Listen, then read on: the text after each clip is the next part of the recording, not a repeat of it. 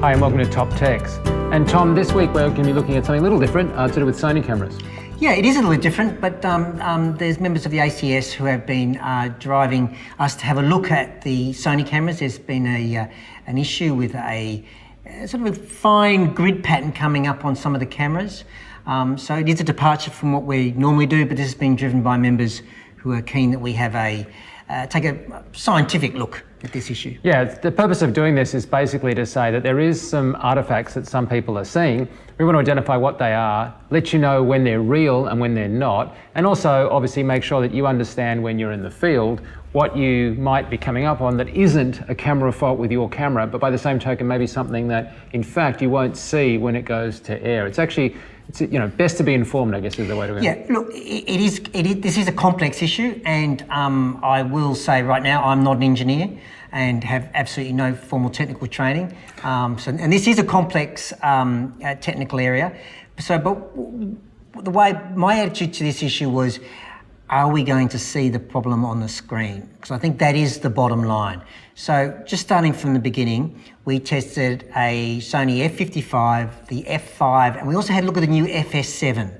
And we found with all these three model cameras and all the cameras that we tested, we could very easily create this artifact on all three cameras.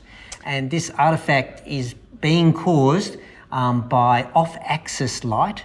So it's strong light sources to the rear and generally off frame, although some sources within frame can create this artifact. And it's happening in a lens flare. On the F5 and 55, it's particularly in the magenta flare, which is actually not a lens flare. Yeah, so the point is we're not speaking for Sony, and obviously this is not something official from Sony. That being said, we understand that Sony is aware of the problem and is probably going to be doing things to address it in future cameras. But that doesn't help you right now if you actually have something come up on set. Now, why this is particularly difficult to sort of knock down is that if you look at this at 4K, having shot some really great material, it'd probably be pretty hard to see. If, however, you shoot some material and scale it down on, say, a laptop, just to kind of have the image small on the screen to have a look at, the process of scaling down the image on the laptop means that it drops pixels to try and just get you a quick looking picture that looks okay on the laptop. And that acts like a kind of a moire pattern to accentuate the problem. So you might sort of scale a picture down just by dragging the corner of a window viewer in say the raw viewer, and suddenly you go, oh my God, what am I looking at? This looks horrific. Yes, and yes, your initial reaction when you see that is, oh my God, there is a serious problem. And it's more when you are dynamically changing that resolution of that image on your laptop that you see this problem loud and clear. Although you're not actually, I think, seeing the grid pattern per se, you're seeing a moire. Yeah, so basically what we've got is we've got a pattern that's forming on the image. It really actually is in the image. That's a light and dark. So think of it a bit like just a checkerboard pattern. It isn't as simple as that, but let's just talk about it that way for a second. And as I scale our image up and down, what happens in the computer is it's trying to just quickly give you what's going on for interactive feedback. Makes perfect sense.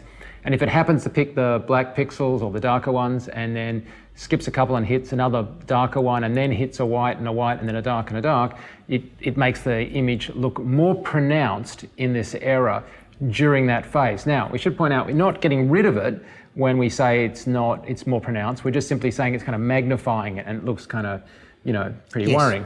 Yeah. At the other end of the spectrum, if we think about what's actually happening, when you downscale the image, you are having this checkerboard pattern become less obvious and less apparent. So Tom, I think you'd agree that if I was to shoot something, leaving aside an extreme example for a second, if I was just to shoot normal stuff, this isn't what I would see.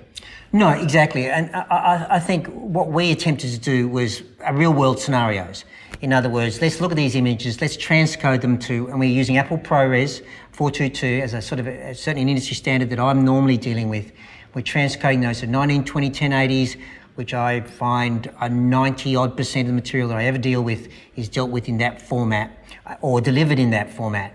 And we had a look and just to see, is this grid artifact translating all the way through to the final product? And generally, as a rule, I struggle to see that artifact when we actually did the transcodes. Yeah, and more to the point, on normal footage, like we are being filmed now, you wouldn't see it, right? It's, as we said, Tom said earlier, it's if you're getting a flare, what tends to happen is it's causing the artifact. If it's then caused, you're going to see it more in a preview, but probably not so much in the master.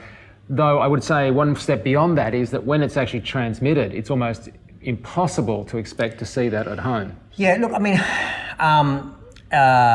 different standards for different people.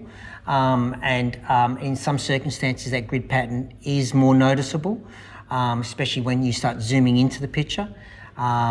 Certainly recording in 4K, certainly on the F55 that we tested in full 4K RAW, the actual grid pattern seems to actually photograph into the image a lot smaller, and I couldn't get it to present itself as a problem at all. If you're recording in the 2048 or the 1920 formats, that grid pattern is larger. But in 1:1, if you're viewing on a 1920 screen and you're not zooming in, I personally, in my opinion, it's not a problem. Yeah, I will say this though, that there have been some shots, in particular I'm thinking of the helicopter shot, yeah, where we've actually seen a pronounced result. Now, I guess the point of saying all this is that there are circumstances that you'll get a pronounced result, though they themselves are pretty darn rare. They're very specific. It's a certain off-axis angle, a particular angle, and I couldn't tell you what it is, but where that light is outside the image that makes that grid pattern very strong. I was told that it is actual light slipping past the CFA filter on front of because you've got a CMOS sensor, and in front of that is a filter, a coloured filter with red, green and blue, making each pixel assigning it to a red, green and blue function. And that's a mask that sits in front of that sensor. So when light's coming in from the side, it's getting past that CFA filter and lighting up adjacent pixels. Now, the actual process there to create the grid, I'm uncertain.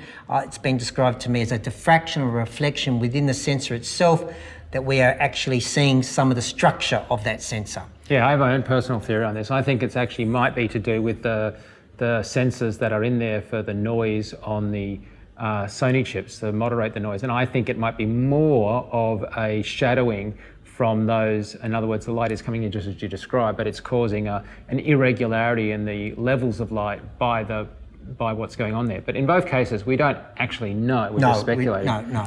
But it's that kind of level of stuff that's going on.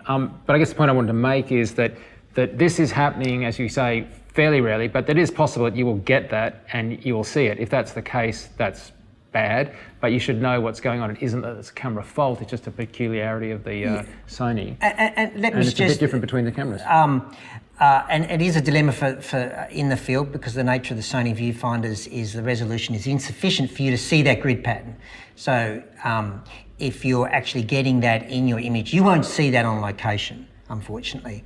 But let me also add that a simple top flag and even side flags. I've spoken to quite a few cinematographers on this. I've spoken to cinematographers who shot 2 major network television dramas using a Sony F55, and they were utterly unaware of this issue. And one of them said he particularly loves throwing lights back behind the lens, and he never ever saw it, and nor did post ever. I mean, he wouldn't see it on location, of course, being the nature of it, but he never ever got any feedback from anyone in post that there was ever an issue on a single shot. Yeah, the other point about this is when we get these flare artifacts coming up, they tend to be more magenta because the green and the red channels are more sensitive. And so what looks like maybe a coating flare isn't actually a coating flare, it's actually happening inside past the lens. Because we should point out all the tests that you did, Tom, were using proper cine lenses. None of these were we use a combination of, as you know, zooms, we use some primes, some CPs. I would add, because of the nature of the problem where the light, if the light's coming in telecentrically, parallel, it would probably never be an issue because no light slipping past that CFA filter. So more telecentric lenses actually might give you better results. That's again an unproven hypothesis on my part.